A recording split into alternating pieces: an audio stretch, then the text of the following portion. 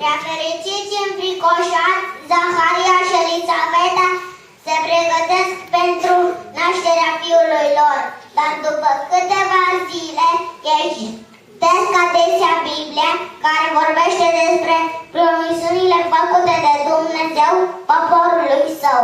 Pe când ei așteptau nașterea fiului lor, îngerul Gavril îi se arăta Mariei. În luna 6, îngerul Gavril a fost trimis de Dumnezeu în Nazaret la o fecioară răgătită cu un bărbat numit Iosif. Numele fecioarei era Maria. Îngerul a intrat la ea și a zis: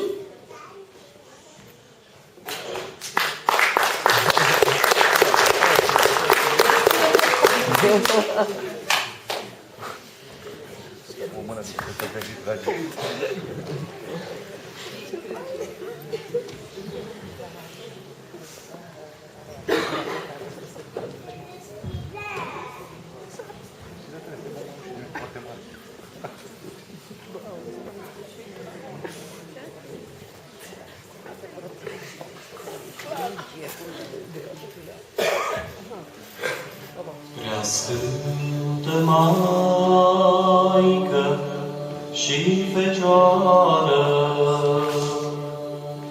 nădejdea sufletului meu, Tu ești a mea mijlocitoare, la milostivul Dumnezeu. De n-am avea la cerul lumea rudenie de pe pământ, atunci ar fi pustie viața, asemenea unui mormânt. Plecăciune ție, căreia ți s-a făcut mare har. Domnul este cu tine, binecuvântată ești tu printre femei. Nu te sperie, Maria, căci ai căpătat îndurare înainte lui Dumnezeu. Și iată că vei rămâne însărcinată și că vei naște un fiu, căruia îi vei pune numele Iisus.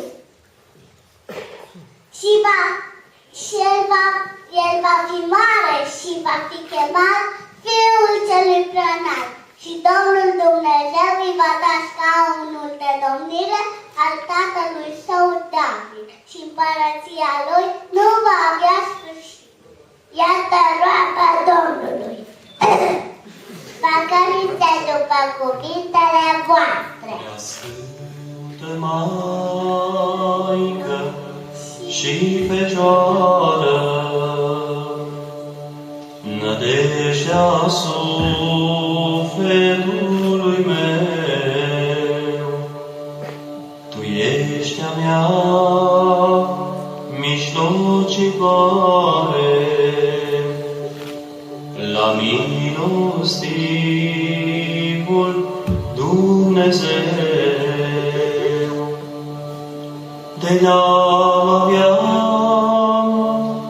la cerul lumea rudenie de pe pământ, atunci ar fi pustie viața, asemenea unui mormânt.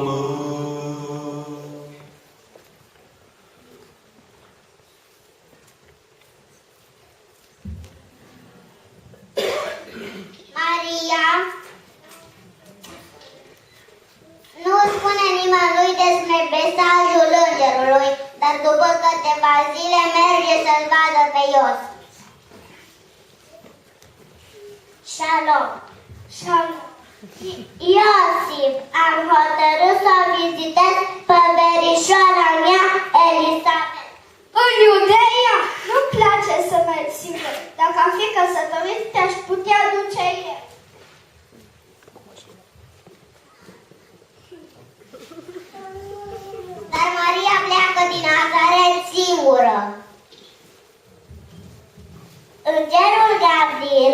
a zis că Elisabeta și ea va avea un fiu.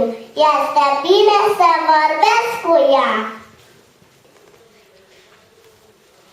Maria, cât de bine te-a binecuvântat Dumnezeu, dar de ce vine roaba Domnului să mă vad? Sufletul meu îl preamărește pe Domnul, pentru că cel atotputernic a făcut lucruri mari pentru mine. Numele Lui este sfânt și îndurarea Lui se întinde din ea